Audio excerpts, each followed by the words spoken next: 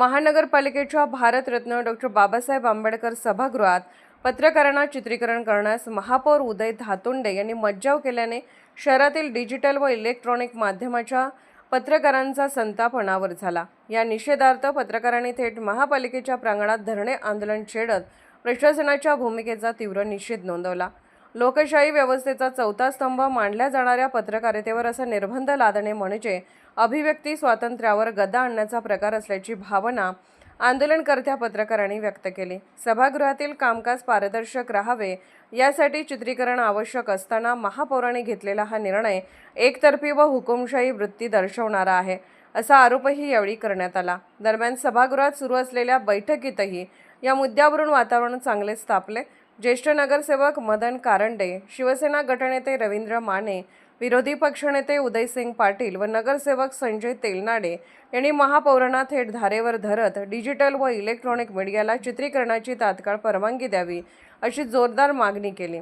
यामुळे सभागृहात काही काळ तणावपूर्ण वातावरण निर्माण झाले।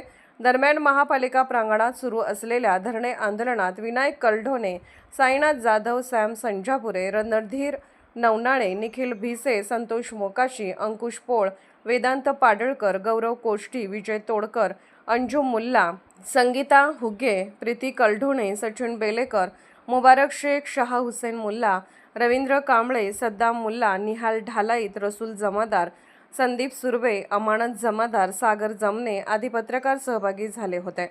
महापौरांनी तात्काळ निर्णय मागे घ्यावा अन्यथा आंदोलन तीव्र करण्याचा इशाराही पत्रकारांकडून देण्यात आला। पत्रकार सागर जमने, Kumbhoj. Social media, YouTube channel आणि आमचे पत्रकार बांधव असतील, या सगळ्याच्या बाबतीत गेल्या 2 ते 3 महिन्यापासून आम्ही बघत आहे, एकदा परमिशन द्यायची, एकदा परमिशन नाकारायची, एकदा सभागृहात येऊ द्यायचं, एकदा सभागृहात यायचं नाही म्हणून नाकारायचं। ह्या गोष्टी अतिशय वाईट या इचलकरंजी शहरामध्ये घडत आहेत। सभागृहात मांडलेले मुद्दे, प्रश्न, गावच्या हितासाठी मांडलेले मुद्दे, या सगळ्या गोष्टी लोकांच्यापर्यंत पोहोचून देण्याचं काम या सत्ताधारी पक्षाकडनं, प्रशासनाकडनं या ठिकाणी घडत आहे। लोकसभेचे चित्रीकरण दाखवलं जाते, विधानसभेचे चित्रीकरण दाखवलं जाते। आपण सगळी घरात इचलकरंजी महानगरपालिकेच्या सभागृह स्थापनेला 2 महिने उलटले। या 2 महिन्यामध्ये 4 सभा झाल्या, त्यापैकी आजची 4थी सभा आहे। 3ऱ्या सभेला आम्हाला परवानगी दिली चित्रीकरण करण्यासाठी आणि या 3ऱ्या सभेनंतर अचानक महापौरांच्या नेमकं मनात काय आलं आणि त्यांनी अचानक आम्हाला परवानगी नाकारली।